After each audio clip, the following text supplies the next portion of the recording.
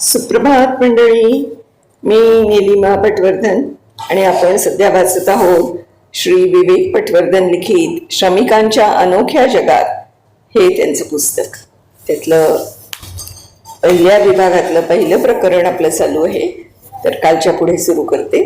काल आपण बघितलं की त्यांना एक ब ई या वैशिष्ट्यपूर्ण प्रसिद्ध मासिकामध्ये लेख लिहिण्यासाठी विषय दिला होता, पुनर्जन्म. त्या संबंधात आता ते काय म्हणतायत बघूया. खरं तर मला त्या विषयाबद्दल फारशी माहिती नव्हती, तरीही मी त्यांचा प्रस्ताव मान्य केला. मग मी त्या विषयावर चिक्कार पुस्तकं वाचली. आयन स्टीव्हन्सन यानं या विषयावर विपुल संशोधन आणि लिखाण केल्याचं मला जाणवलं. मात्र त्या काळात गुगलचा तेव्हा जन्मही झालेला नव्हता. अशा काळामध्ये ती पुस्तकं मिळवणं फार अवघड होतं, किंवा मला तसं वाटून मी हात वर केले. अखेरीस मी त्या मासिकात एका चौकटीत बसेल इतकीच पुनर्जन्मावर आधारित एक कथा लिहिली. त्यानंतर काही वर्षांनी स्ट्रँड बुक स्टॉलच्या प्रसिद्ध वार्षिक सेलला भेट दिली, तेव्हा मला स्टीव्हन्सनचं एक पुस्तक दिसलं. मी ते पुस्तक मिळवायला त्याआधी पुरेसे प्रयत्न केले नाहीत याचं मला वैषम्य वाटलं. ई सारख्या मासिकात लेख लिहिण्याच्या त्या गमावलेल्या संधीबद्दल माझ्या मनात अनेक वेळा विचार तरळून जातात. त्यासाठी माझी चिकाटी कमी पडली असा दोषारोप मी स्वतःवर करतो. आता ईचा लेख लिहिताना थोडंफार संशोधन केल्यामुळे मी ठामपणे एका निष्कर्षाप्रत आलो की विषय माहीत नसतानाही एखाद्या व्यक्तीनं ठरवलं तर एखाद्या विषयावर पुरेसा अभ्यास करून, अर्थात त्याला चिकाटी लागतेच, ती व्यक्ती चांगला लेख लिहू शकते. माझे ब्लॉग लिहिताना मी नेहमी विषयाचा अभ्यास करतो. आजकाल इंटरनेट उपलब्ध असताना तर माहिती एका क्लिकवर मिळू शकते. ईचा लेख या प्रसंगातून घडलेली एक चांगली घटना म्हणजे माझी चंद्रकांत खोत या सुप्रसिद्ध लेखकाशी ओळख झाली. ई या मासिकाचे ते संपादक होते. माझी आणि खोत यांची एका लग्न समारंभात भेट झाली आणि आम्ही बराच वेळ एकमेकांशी बोललो. खरं तर ते बोलत होते आणि मी ऐकत होतो. शिर्डीचे साईबाबा हा त्यांना भामट्यांचा आणि चोरांचा देव वाटत असे असं ते मला सांगत होते. पण त्यांची ही मतं काही विलक्षण अनुभवांनंतर पूर्णपणे बदलली. नंतर त्यांनी चक्क श्रद्धा आणि सबुरी हे पुस्तक लिहिलं. खोत यांच्या भेटीनंतर लोकांच्या जीवन कहाण्या ऐकण्यातला माझा रस वाढला. लोकांना त्यांच्या आयुष्याबद्दल बोलतं करण्याची मला सवय लागली. आपल्या भोवतालच्या लोकांच्या आयुष्यातले प्रसंग चित्रपटापेक्षाही जास्त नाट्यमय असतात असं माझ्या लक्षात आलं. तसंच लोकांना त्यांच्या आयुष्याबद्दल बोलतं करणं हे मला वाटत होतं त्यापेक्षा कितीतरी सोपं होतं असंही मला जाणवलं. माणसाच्या वर्तनाची ठराविक पद्धत आजमावणं सोपं असतं. ती पद्धत कळल्यानंतर तुम्हाला माणसं कळतात, त्यांच्याशी आपण सहज जोडले जातो. एखादी व्यक्ती आयुष्यातल्या वेगवेगळ्या घटनांबद्दल कसं वागली, संकटात किंवा द्विधा मनस्थितीत असताना त्या व्यक्तीनं कशा प्रकारे निर्णय घेतले हे लक्षात घेतलं तर ती व्यक्ती कशी वागेल याचे धागे जुळवणं सोपं जातं.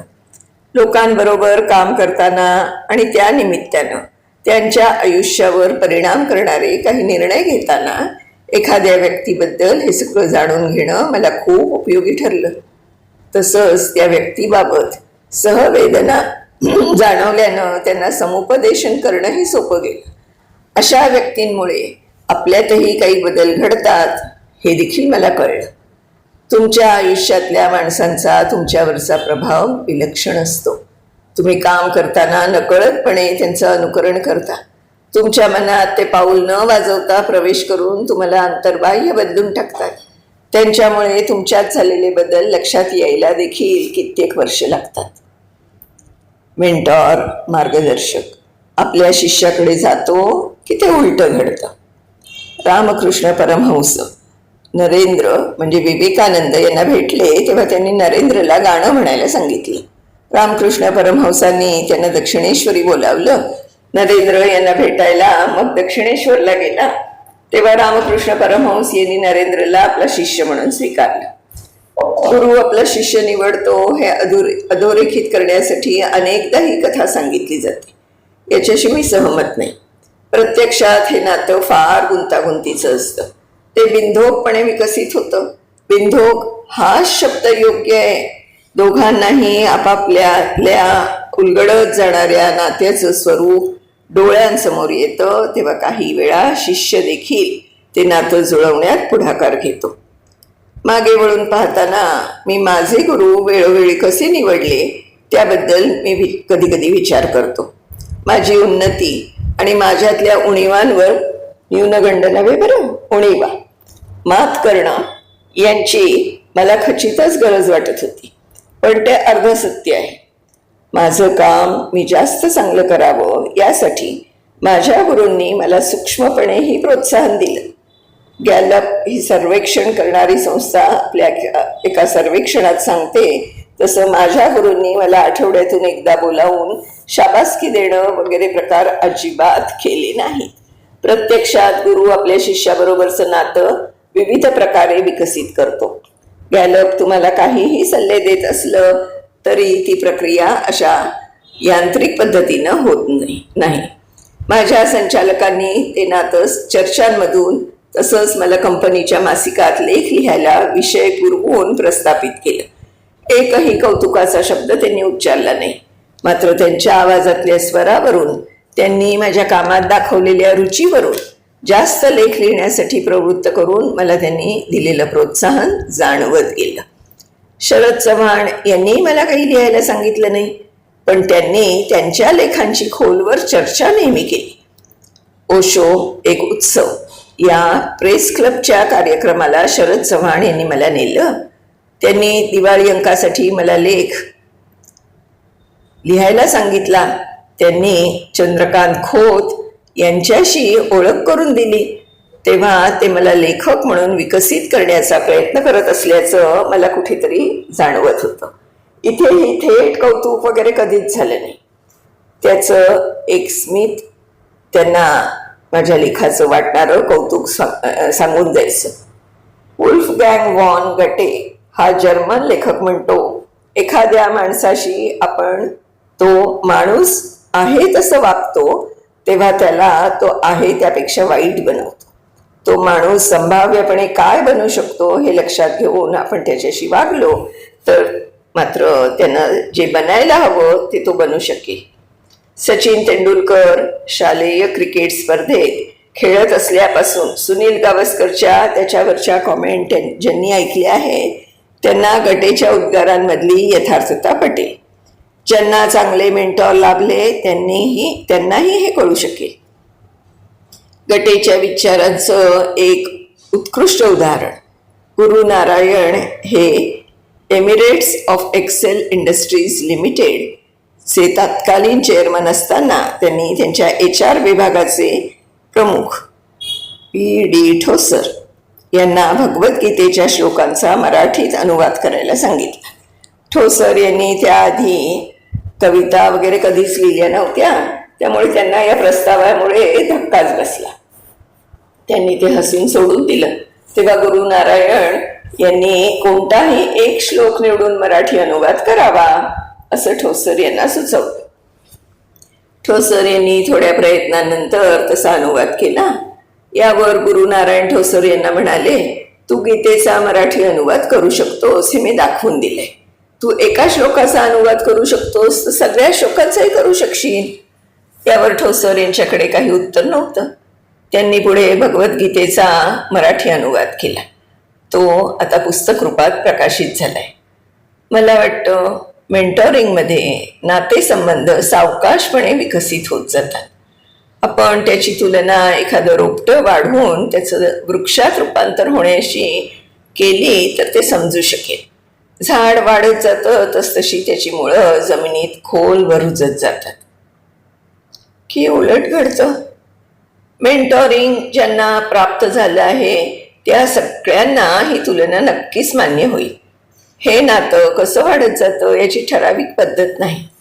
पीटर ड्रकरच्या 9 फंक्शन्स ऑफ अ मेंटॉर या प्रसिद्ध लेखातली याबाबतची यादी संदर्भासाठी चांगली आहे. या विषयातले संशोधक अशा मेंटॉरिंगच्या पद्धती शोधून काढतात, मेंटॉरिंगचे टप्पेही मांडतात.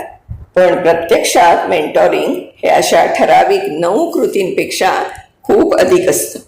मेंटॉरिंग म्हणजे एखादा राग आळवण्यासारखं असतं. गायनाचे नियम ठरलेले असले तरी प्रत्येक गायक त्या रागात आपलं व्यक्तिमत्व ओतून त्याला एक वेगळं स्वरूप देतो. तसंच या नात्यात एक भावबंध असतो, दोघांमध्ये समन्वय असतो. ओशो म्हणतात तसं संवाद शब्दांमधून साधला जातो, समन्वय शब्दांपलीकडच्या शांततेतून साधला जातो. ही जोडी कशी विकसित पावते हे मराठीत शब्दांच्या पलीकडे या शब्दात सामावलेलं आहे. शब्दांपलीकडचा संवाद कसा घडत जातो याचं मला आजतागायत कुतूहल वाटतं. इतर अनेक जणांप्रमाणेच मीही तो अनुभव घेतला आहे हे वेगळं सांगायला नको. कारखान्यात आम्ही प्रत्येक गोष्टीची प्रक्रिया मांडण्याचा प्रयत्न करतो, त्यातून त्या कृतीचा अन्वयार्थ संपून जातो. हे प्रशिक्षणाच्या बाबतीतही घडतं. नात्यावर लक्ष केंद्रित करण्याऐवजी आपण प्रक्रियेवर म्हणजे प्रशिक्षणाच्या प्रक्रियेवर लक्ष केंद्रित केलं तर ते हमखास घडतं. प्रशिक्षण आणि मेंटॉरिंग यावरची सत्र सादर करत असताना सहभागी झालेले लोक मला नेहमीच एक प्रश्न विचारतात, यात मला काय मिळेल? अर्थपूर्ण वाटणारा हा प्रश्न संकुचित मनोवृत्तीचा आहे. माणसानं आपलं करिअर शिका, कमवा, परत करा अशा 3 भागात पाहावं असं मला वाटतं. वयाच्या साधारण 30-32 पर्यंत तुम्ही ज्ञान आणि कौशल्य शिकून घेण्यावर भर द्या. इथे मी वयाच्या 24व्या वर्षी त्या व्यक्तीनं करिअर चालू केलं आहे असं गृहीत धरतोय. 40 पार पडेपर्यंत कमावण्यावरती जोर द्या. त्या काळात अर्थातच तुमच्यावर कुटुंबाचा भार मोठ्या प्रमाणावर असतो. 45 नंतर मात्र तुम्ही परत करणं यावर भर द्यायला हवा. संस्था उभारणीत इतर अनेक बाबींबरोबर सोबतच्या होतकरू सहकार्यांच्या मेंटॉरिंग करून ते पुढच्या काळात संस्था चालवू शकतील असं पाहणं या गोष्टीलाही तितकंच महत्त्व आहे. आपल्या कामातला खरा अर्थ शोधण्यासाठी लोकांना याची मदत होते. मेंटॉरिंग मिळतं त्या शिष्याची या प्रक्रियेत व्यावसायिक आणि वैयक्तिक उन्नती होते. आपल्यातल्या क्षमता त्याच्या लक्षात येतात. अर्थात आपण जे आहोत ते कसं बनायचं हा एक गूढ प्रश्न उरतोच. How one becomes what he is हे फ्रेडरिक नीत्शेच्या एस होमो या पुस्तकाचं उपशीर्षकच होतं. या पुस्तकाच्या प्रस्तावनेतल्या एका परिच्छेदात या समस्येबद्दल यथार्थ मांडणी केली आहे. आपण जे आहोत ते कसं बनायचं? मुळात आपण जे आहोत ते बनण्यात एखादा अपयशी ठरूच कसा शकेल? मग जो जे आहे ते तो बनेल हे म्हणण्यातच काय अर्थ आहे? समजा असं होतं हे मान्य केलं तरी नीत्शे पुस्तकाच्या उपशीर्षकामध्ये म्हणतो तसं how one becomes what he is हे मांडू शकला आहे का? यात परत काय व्हॉट का ते अर्थपूर्ण होऊ शकतं. नीत्शे म्हणतो तसं काय पेक्षा कोण हो बनणं असं साधं सुधं अपेक्षित का नाही असं यात वाटू शकतंच. असो, यावर विचार करू आणि शिकत राहू. मंडळी, इथे पहिल्या विभागातलं पहिलं प्रकरण संपलेलं आहे. दुसऱ्या प्रकरणाची सुरुवात आपण उद्या करूया पुढच्या भागासह. तोपर्यंत मी निलिमा पटवर्धन आपली रजा घेते. पण जर आपल्याला हे पुस्तक आवडलेलं असेल तर गप्पा गोष्टी या चॅनेलला तुम्ही नक्की सबस्क्राईब करा. हे जे सगळे एपिसोड्स आहेत ते लाईक करा, शेअर करा. तुमच्या प्रतिक्रियांची मी मनापासून वाट बघते. धन्यवाद.